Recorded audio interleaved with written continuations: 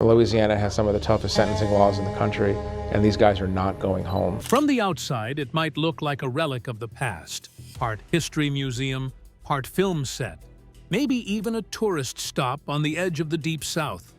But don't let the brochure-friendly image fool you. What's happening behind the walls of Louisiana's Angola prison isn't just disturbing. It's something far worse, hiding in plain sight.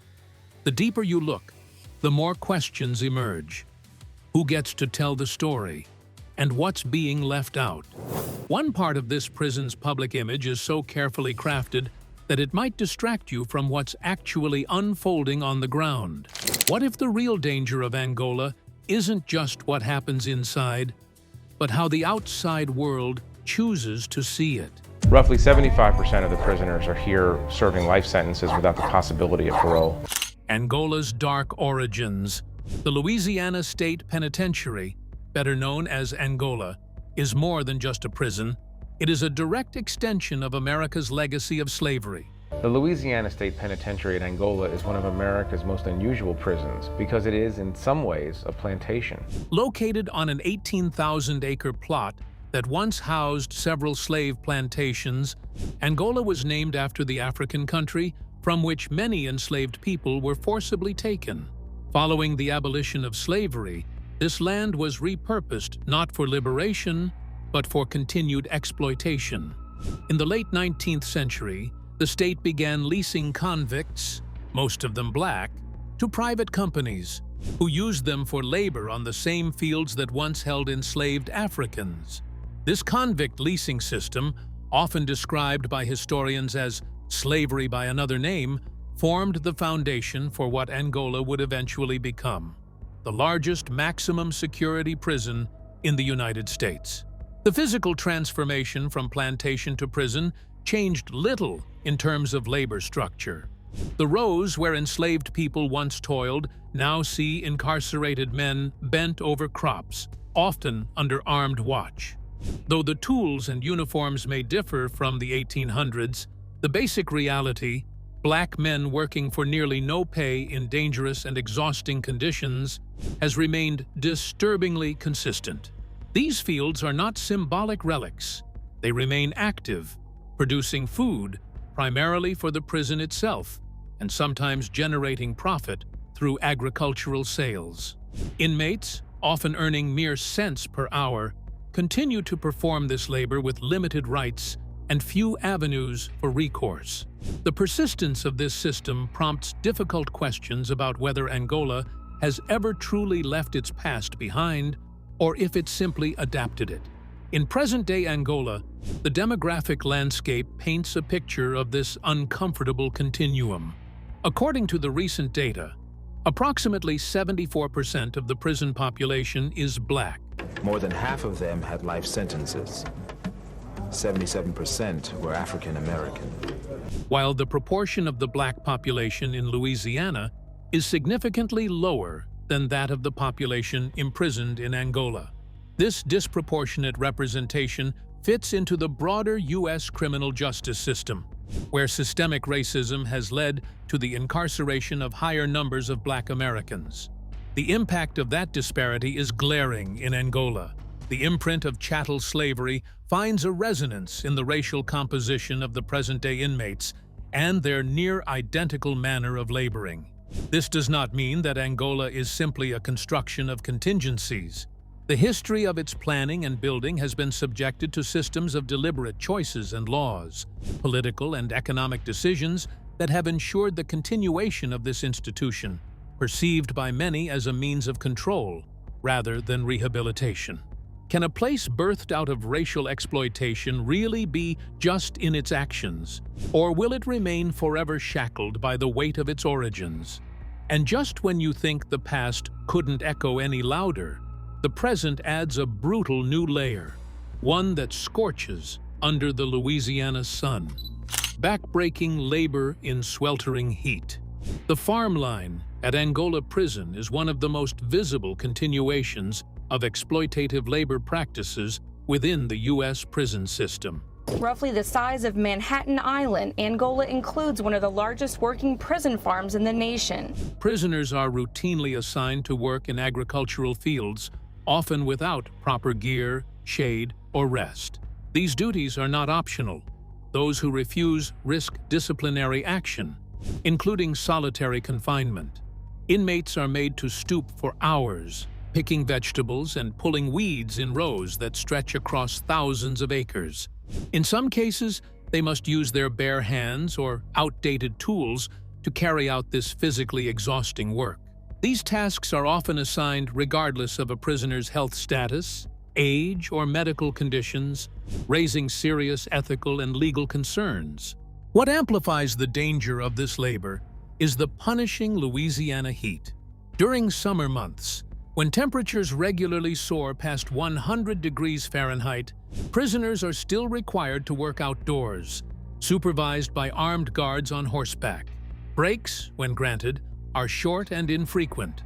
A class action lawsuit filed by incarcerated workers in 2023 claimed that some men collapsed from heat exhaustion, while others with underlying conditions were still forced into the fields.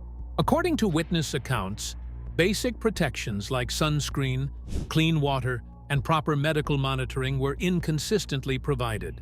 For those with heart conditions, diabetes, or other chronic illnesses, these circumstances were potentially life-threatening. In July 2024, U.S. District Judge Brian Jackson intervened, issuing a temporary restraining order after an emergency filing described the heat as an imminent danger to human life. The court found that Louisiana's Department of Corrections had shown deliberate indifference to the risks involved. Prison officials argued that halting field labor when the heat index reaches 88 degrees Fahrenheit would disrupt prison operations and trigger similar actions across southern states. Still, the Fifth Circuit Court of Appeals sided with the judge, signaling that basic protections for incarcerated individuals cannot be ignored, even in challenging climates. The ruling has not ended farm labor at Angola, but it has forced the state to acknowledge the severity of the conditions. In response, officials claimed they began issuing 5-minute breaks every 30 minutes during heat alerts and provided pop-up tents for shade. Yet, even with these adjustments, critics argue the system remains fundamentally flawed. Can temporary measures truly address what many see as a deeply rooted form of exploitation? And if these changes were only implemented under legal pressure, what does that reveal about the priorities of those overseeing Angola's day-to-day operations? The 13th Amendment loophole. One of the most unsettling truths about Angola Prison's labor system is that it operates legally under a loophole in the U.S. Constitution. The 13th Amendment, ratified in 1865, abolished slavery and involuntary servitude, except as punishment for a crime. This exception, often overlooked in public discourse, has been used as legal justification for forced prison labor across the country, with Angola being one of its starkest examples.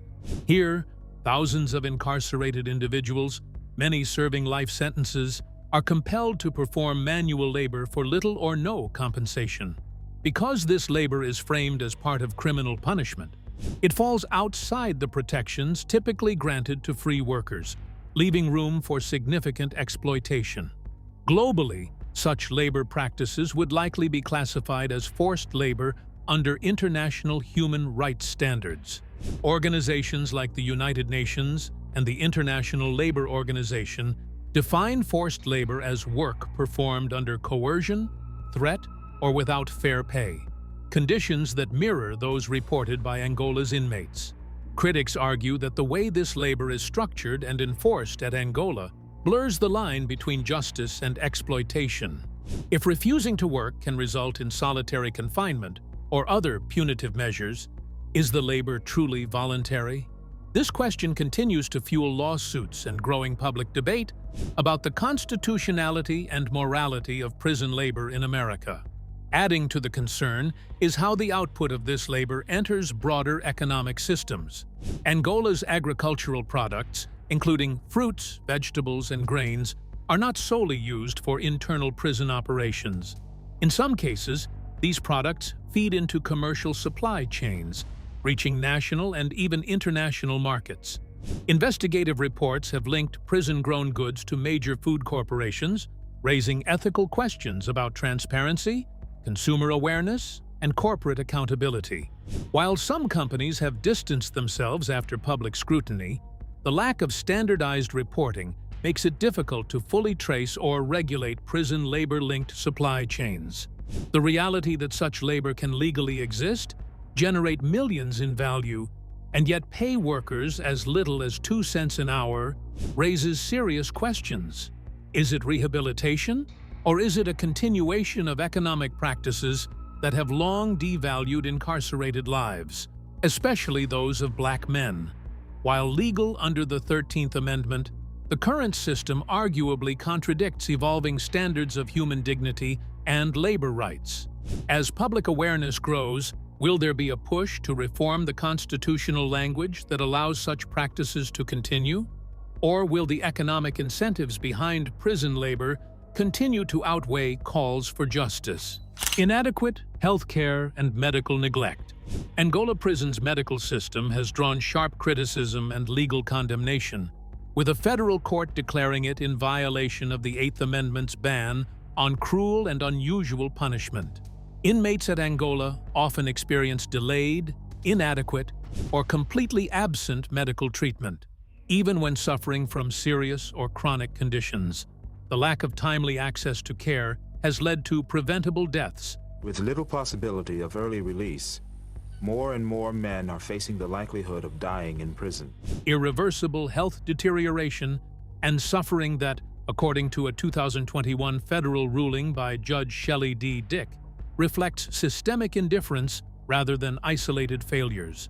Her ruling described the prison's medical infrastructure as having overwhelming deficiencies, not only in delivery, but in leadership and oversight, making Angola's healthcare system among the worst in the country.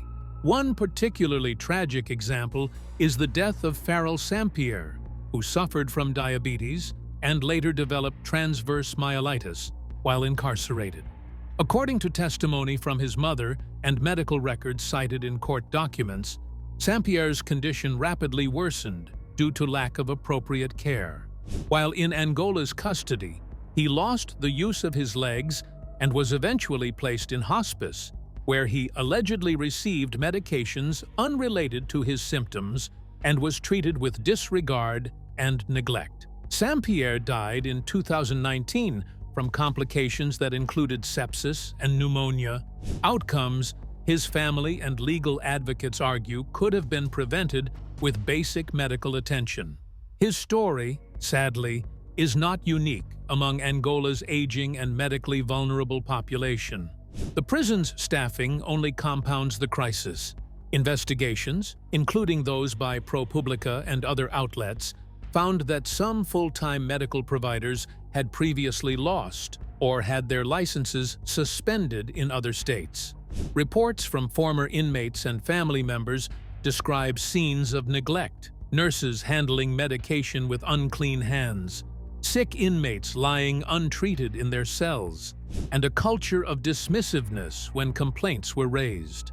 Critics argue this environment not only fails to meet medical standards, but violates basic human dignity.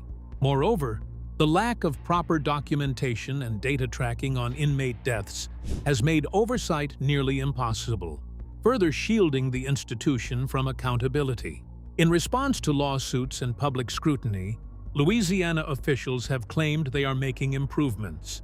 However, ongoing appeals and the lack of transparent reforms raise concerns about the sincerity and effectiveness of these efforts.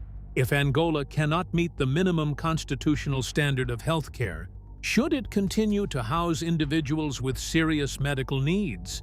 And if justice includes protecting the health and safety of those in state custody, how does Angola's system reconcile with that obligation? These are not just legal questions, they are moral ones. Juveniles in a prison meant for the worst. The decision to house juvenile detainees at Angola, one of the most notorious adult prisons in the United States, has been widely condemned by legal experts, civil rights advocates, and even some former corrections officials. In 2022, following a series of escapes and staffing crises at Louisiana's Bridge City Center for Youth, the state transferred several minors to a former death row building within Angola's compound. Officials claimed the move was temporary and necessary to ensure public safety. Yet, the optics and conditions of this decision raised immediate alarm. Critics argued that placing children in a facility designed for violent adult offenders sent the implicit message that these youths were beyond rehabilitation, a contradiction of foundational principles in juvenile justice. The environment in which these minors were held was marked by extreme deprivation. According to court filings and first-hand accounts, the youth were confined for long stretches in solitary cells with no access to air conditioning, even during dangerously hot summer months. Drinking water was reportedly discolored and foul-tasting, and food was described as both nutritionally inadequate and unsanitary. Educational and therapeutic services, both of which are legally mandated for juvenile detainees, were either inconsistent or completely absent. Some children reported not seeing a teacher or counselor for days. The lack of meaningful human interaction and structured activity took a toll on the mental health of the juveniles, several of whom expressed feelings of hopelessness and fear for their safety. Compounding the trauma was the proximity to adult inmates and a prison culture built around punishment rather than rehabilitation. Although minors were officially segregated, court documents and testimonies suggest that adult inmates were sometimes used to discipline or intimidate the youth, raising serious concerns about oversight and safety. One former Angola inmate, reflecting on his experience there as a minor, recalled being pelted with human waste by older prisoners and having no safe way to clean himself. He compared his daily existence to psychological torture, a chilling indication that these problems are not new, but part of a persistent pattern. In September 2023, a federal judge ruled that the state must remove the juveniles from Angola, calling the conditions intolerable and unconstitutional. While the state complied with the court order, it continued to defend the decision and even pursued an appeal. This raises an uncomfortable question. If Louisiana's justice system is willing to house children in an adult prison with a known history of abuse and neglect, what does that say about its commitment to the rehabilitation of youth? And what safeguards, if any, are in place to prevent similar actions in the future? If you think housing children in Angola was the system's lowest point, wait until you see how it punishes adults for simply slowing down. Extreme punishment for minor infractions. At Angola, the disciplinary system appears less focused on rehabilitation and more aligned with maintaining control through punitive measures. Inmates report being severely punished for minor infractions, including slow work, showing signs of fatigue, or refusing to participate in assigned labor. This includes those suffering from heat exhaustion or chronic medical issues who are sometimes penalized not for misconduct but for physical limitations. Even collapsing from exhaustion in the fields can trigger a disciplinary write-up. The consequences of such infractions often include placement in solitary confinement, known at Angola as administrative segregation, where inmates can be confined for up to 23 hours a day in near total isolation. These measures have not gone unnoticed by legal advocates and civil rights organizations. The use of solitary confinement, particularly for non-violent infractions, has been condemned as psychologically damaging and disproportionately applied. Some inmates have described being held in isolation cells for weeks or months, with little access to fresh air, human contact, or mental health support. This punitive approach extends even to those who raise concerns about conditions or attempt to organize within the prison. In 2018, a peaceful work stoppage organized by inmates to protest poor conditions was swiftly shut down, and participating inmates were reportedly subjected to harsh discipline. The event highlighted the institution's intolerance for collective action or dissent, even when nonviolent and rooted in constitutional grievances. emerges is a culture under the ominous threat of retaliation that hangs over every inmate interaction. According to interviews and court filings from prisoners, inmates refrain from voicing complaints or seeking medical care because they fear punishment for any perceived non-compliance. Angola's minor infractions, from stopping when it is hot to questioning orders, have led some observers to view this punishment as severe and punitive. These policies likely discourage even the most basic forms of self-advocacy and reinforce a culture where submission is the norm over accountability. But it is more than just that. What these practices reflect on the deeper philosophy of the institution. Angola regards fever or weakness as a form of willful disobedience. Is this an erroneous judgment about inmates, or an intentional refusal to consider human limits? And when even peaceful protests are viewed as revolts, how are incarcerated individuals to hope to challenge mistreatment via legitimate means? These questions raise serious concerns about the prison's disciplinary model, one that, as critics assert, often straddles the border between order and oppression. Guards and the culture of violence. One of the most persistent dangers within Angola Prison lies not just in its infrastructure or policies, but in the culture maintained by its correctional staff. Underpaid, often undertrained, and working in an environment rife with tension and mistrust, many guards at Angola have been linked to physical abuse, cover-ups, and gross violations of protocol. This environment has helped foster a system where violence isn't just a byproduct of incarceration, it's a part of daily life.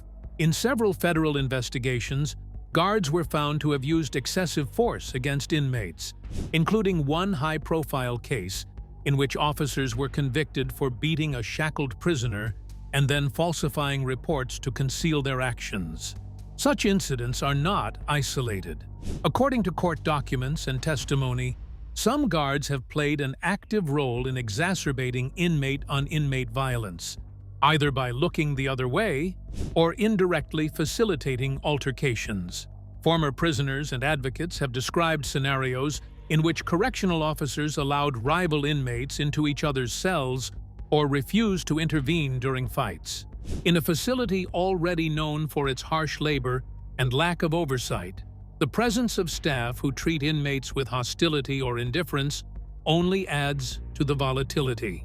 This creates an atmosphere where physical safety is a constant concern, not only from fellow prisoners, but from those assigned to supervise them. The problem is worsened by the absence of any meaningful accountability. Rarely do internal investigations into misconduct take place, and the consequences, in cases where complaints are made, are scant for the accused staff. It has made critics allege that Angola's system protects the guards to the detriment of the inmates. In some instances, officers accused of getting underhanded with their work have remained on duty for years, or quietly transferred rather than disciplined.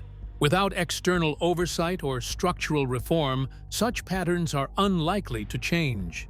A similar power imbalance between the staff and the inmates becomes all the more dangerous in Angola Prison, where most inmates serve life sentences and, hence, lack external leverage and legal recourse. It raises fundamental questions regarding the kind of culture that an institution like Angola is sustaining. If correctional officers, not to mention the safety and order, are even part of the problem, how will trust ever be built in the facility? And what does a prison say about it when those who are tasked with keeping discipline are themselves kept so little of it? The answer might not even lie in questions about personnel, but in terms of a larger system that has deprioritized rehabilitation for control, typically at the cost of basic human rights. The prison industrial complex. Angola Prison doesn't operate in isolation. It exists within a broader system often referred to as the prison industrial complex, where incarceration is not only a tool of punishment, but also a means of generating profit. One of the most direct ways this plays out at Angola is through its extensive agricultural operations. With over 18,000 acres of farmland, Angola is effectively a massive industrial farm run by a captive labor force. The food produced isn't just for internal use. Some of it is sold to outside markets. Reports have shown that crops like soy, corn, and wheat cultivated by incarcerated workers have ended up in the supply chains of major U.S. corporations, raising urgent questions about labor ethics and transparency. At the core of this system is the stark economic imbalance between the prison's earnings and what its laborers are paid. Inmates at Angola typically earn between 2 and 40 cents per hour, if they are paid at all. Meanwhile, the prison's agricultural operations generate millions of dollars in revenue annually. Critics argue that this setup mirrors exploitative labor systems historically rooted in slavery and convict leasing, especially given that a majority of the incarcerated workforce is black. It's this structure, one that produces significant economic output while compensating workers with mere pennies, that fuels allegations that Angola operates not just as a correctional facility, but as a profit-making enterprise built on forced labor. Private companies add a new complexity to the picture. Investigative journalism has revealed how major corporations, wittingly or unwittingly, benefit from Angola's labor system through the purchase of agricultural produce that links to prison farms. Some of these companies have pledged to review or cut their supply chain links in response to public scrutiny, but little regulation and transparency exist in such transactions. Without a common set of disclosure laws, it is almost impossible for consumers to know whether items they purchase are tied to incarcerated labor.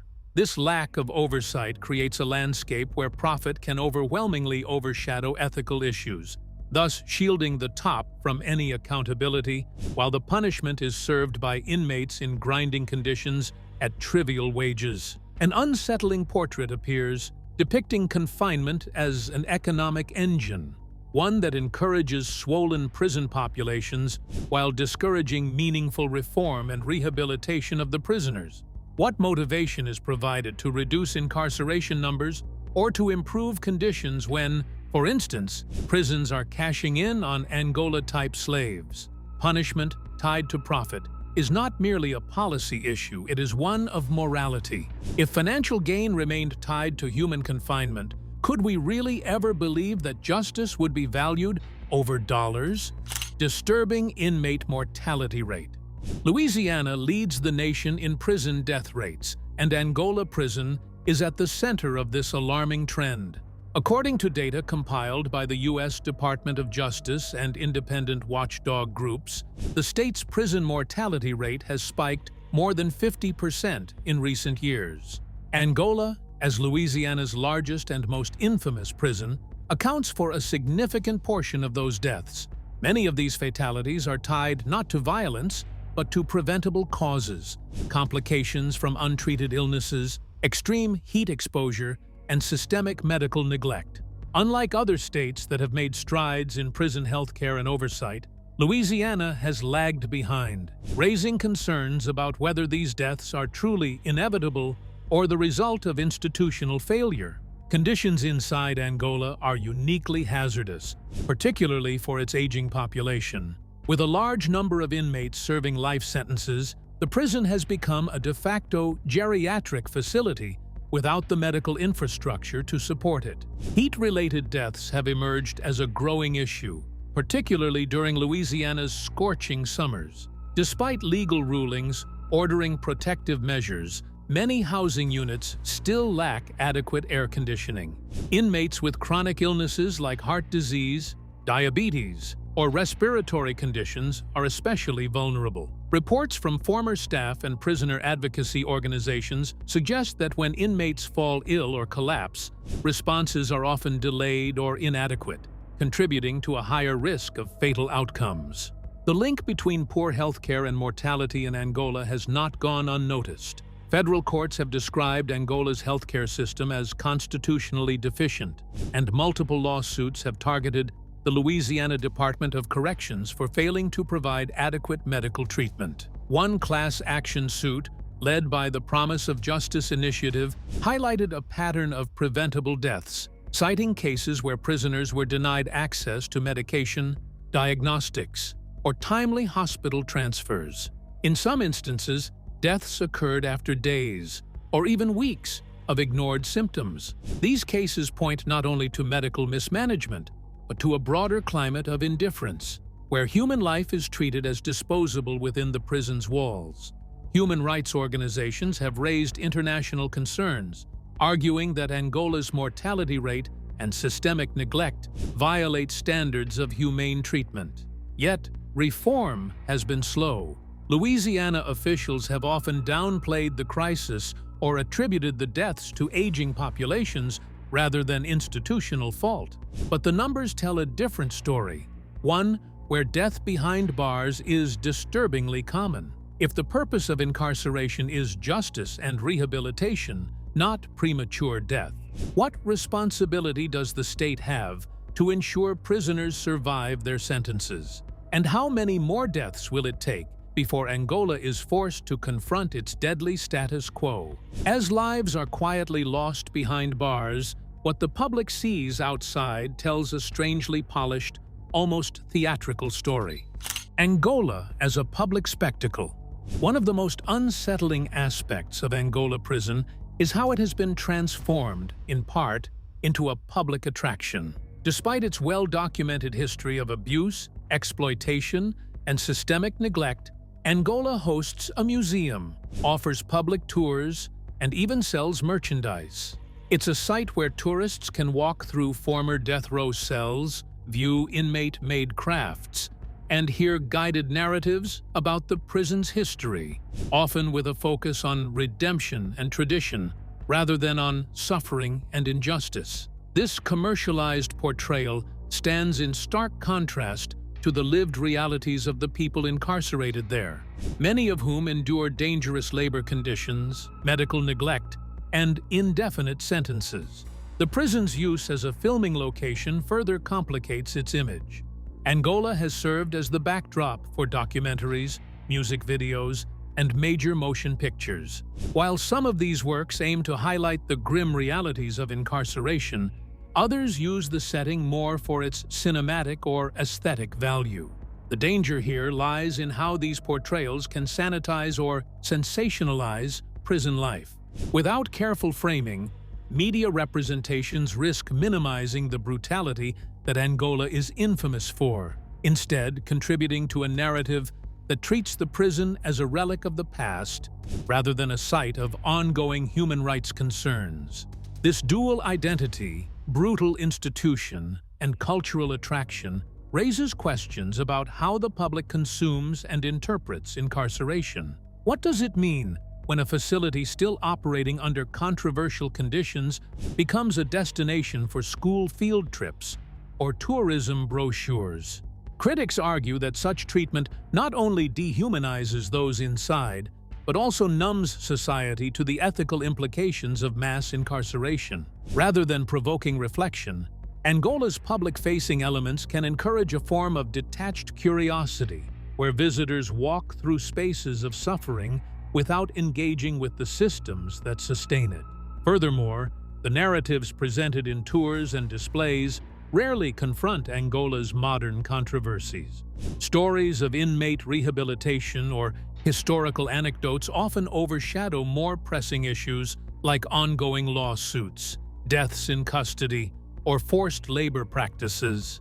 By curating what the public sees and hears, Angola's museum and media presence help shape a misleading image, one that omits the voices of those currently incarcerated.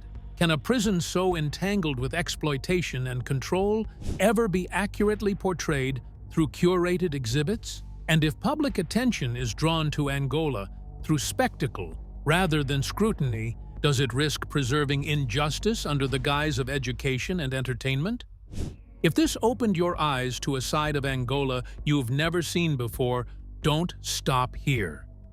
Hit that like button, drop a comment with your thoughts, and subscribe for more deep dives like this.